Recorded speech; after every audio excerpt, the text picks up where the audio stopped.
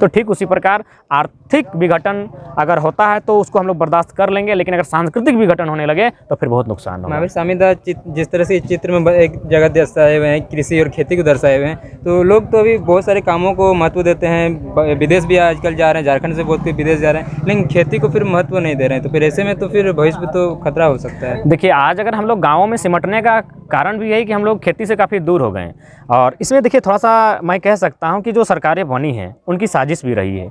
अगर जिस दिन खेती संपन्न हो जाएगी उस दिन नेताओं का बोलबाला नहीं होगा। एक बात देखिए, कोई भी आदमी जो होता है ना, दुनिया में अगर किसी ने किसी को सबसे ज़्यादा सताया है तो कि इंसान ने दूसरे इंसान को सताया है। तो एक इंसान जब मैंने सुख के साथ ज़िंदगी जीता है, जैसे अगर मान के चलिए हमको अगर यहाँ से 20 किलोमीटर जाना है तो वो आपको बोलेगा अरे भाई मेरा काम कर दो, क्योंकि उसे आदत हो चुका है किसी को शोषण करने का। तो ठीक उसी प्रकार अगर हम एक इंसान ने दूसरे इंसान को सताने का काम किया है, तो जब कृषि की बात करेंगे तो सरकार कभी नहीं चाहेगी कि कृषि को मैंने अप किया जाए। अगर कृषि ऊपर आती है तो एक बहुत बड़ी आबादी ऊपर आ जाएगी। अगर कृषि को हम लोग अगर संपन्न करते हैं, अगर कृषि पर कोई बात करती है तो एक बहुत बड़ी आबादी, कहने का मतलब है लगभग 70% किसान हैं।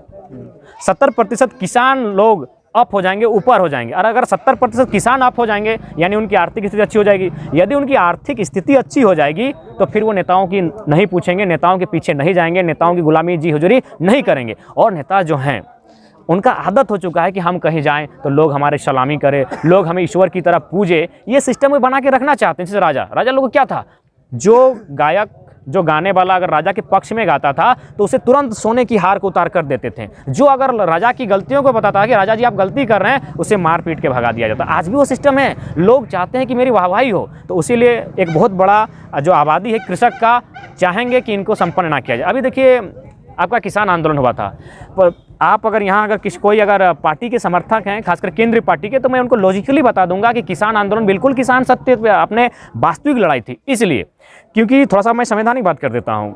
भारत में चाहे झारखंड राज्य की बात हो, कानून 3 ही टर्म में बनते हैं। 3 टर्म यानी जब 3 सत्र चलता है। अभी आएगा हमारा मानसून सत्र, मानसून के बाद आता है शीत सत्र, और जो अभी पार हुआ हमारा बजट सत्र। यानी कोई भी अगर कानून बनता है तो 3 सत्र में बनता है, बजट सत्र, मानसून सत्र और आपका शीत सत्र। लेकिन कभी कभी अगर आपदा आ जाए तो उसके लिए भारतीय संविधान में प्रावधान है 1, 2, 3 यानी 123 भारतीय संविधान अनुच्छेद 123 के तहत राष्ट्रपति एक विशेष अध्यादेश जारी करके कुछ कानून बना सकता है। और ये कृषि बिल आया था ना, ये 123 के तहत आया था। तो क्या कृषि बिल इतना बड़ा आपातकाल था? नहीं था। इसीलिए आपको समझना होगा एक साजिश के तहत कृषि बिल को लाया गया था। सत्र में नहीं आया था, तीनों सत्र में कृषि बिल नहीं आया था। कब आया था? भारतीय संविधान 123 का हवाला देते हुए राष्ट्रपति के विशेष अध्यादेश के माध्यम से आया था। तो इसलिए वो अध्यादेश कब जारी होता है? जब देश में कोई बहुत बड़ी विपदा आ जाए, जैसे कि आपातकाल, जैसे कि कोई बाहरी देश ने युद्ध किया है, या फिर देश के भीतर माने बहुत बड़ा अराजकता फैल जाए, लोग आपस में लड़ जाएं।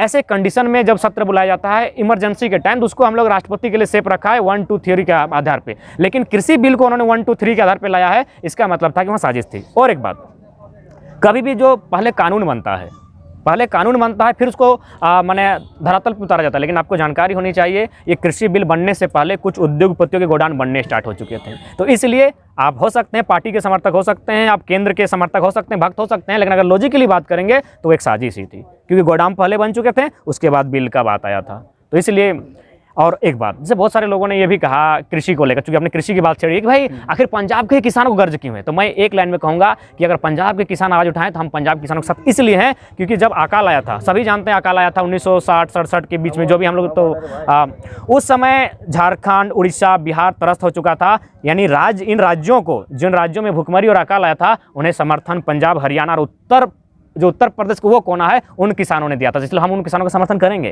क्योंकि अकाल को उन्होंने हैंडल किया था और वे खेती से वो संपन्न है। अब बात करें कि झारखंड के किसान, देखिए झारखंड के किसानों के लिए लगभग अगर 5% संपन्न होंगे तो हो सकता है, लेकिन झारखंड में खेती का मतलब है केवल जीवन ठोक काटना, जिंदा रहना, इसी तरह कुछ नहीं। मैं अपना उदाहरण देता हूं, इस साल लगभग हम 10,000 की पूंजी फंसा के, अपना मेरे बहियार खेत थे 56 डिसमिल, उसको हम रोपे थे, 10,000 हम पूंजी फंसाए थे, और फाइनली जब हम उसको काट के सारा धान को बेचे 17,000 हुआ। यानी 7,000 के लिए हमारे पूरे परिवार ने लगभग 4-5 महीना का मेहनत किया था। तो हम लोग जिंदा रहने के लिए कृषि कर रहे हैं। इसलिए अगर झारखंड के किसान कह रहे हैं कि हम भी किसान हैं और किसान आंदोलन में साथ नहीं है, बिल्कुल गलत, हम समर्थन नहीं करेंगे, क्योंकि झारखंड के किसान का मतलब है केवल जिंदा रहना और रोजी रोटी करना। पंजाब के जो किसान है वे संपन्न है, उन्होंने किसानी करके उद्योगपति को टक्कर दिया है। इसीलिए उद्योगपतियों के पेट में दर्द हो रहा है कि किसानी करके इतना संपन्न कैसे हो गए। इसलिए ये लोग कृषि को अगर चौपट करेंगे तो फिर वो जो, और बार बार कह रहा हूँ कि अभी भी चाहते हैं कुछ लोग कि भारत में भले अंग्रेज चले गए लेकिन गुलामी कायम रहे। गुलामी मतलब जी हुजूरी, गुलामी मतलब हम जो कहेंगे उसको करना होगा, हम जहाँ बोलेंगे वहाँ वोट देना होगा, हम जो बोलेंगे वहाँ बैठना होगा, हम जो कहेंगे वो तुम्हें मानना होगा। ये आज भी देश में लोग चाहते हैं, इसलिए कृषि को नष्ट करना चाहते हैं। महावीर स्वामीदा जिस तरीके से अभी चित्रकारिता के माध्यम से आंदोलन में अपना सपोर्ट कर रहे हैं और झारखंड की संस्कृति को दर्शा रहे हैं, और इस तरह का जो है अधिकार के लिए लड़ाया गया था पहले भी 1947 की आज़ादी के लिए भी और झारखंड बनाने के लिए भी, लेकिन उस समय चित्रकारिता इस तरीके से पेंटिंग वगैरह नहीं हो रहा था संस्कृति को, लेकिन अभी जो करें तो क्या लगता है इससे कुछ अंतर हो सकता है? देखिए, सबसे पहला बात है कि आज अगर हम लोग किसी भी ईश्वर की तस्वीर को देखते हैं, एक बात बताइए, जो भी हम सभी ईश्वर रहे चाहे कोई भी धर्म, उनके प्रति हमारी आस्था है, लेकिन क्या बताइए कि जो तस्वीर हम देखते हैं वो वास्तव में उस तरह होगा? नहीं। लेकिन उसकी एक इमेजिनेशन, उस इमेज के माध्यम से हमने इमेजिनेशन के लिए मान लिया कि ऐसा ही था। तो एक चित्र का बहुत बड़ा प्रभाव होता है, एक चित्र का बहुत बड़ा प्रभाव होता है, लोग इसको समझ नहीं पाते हैं।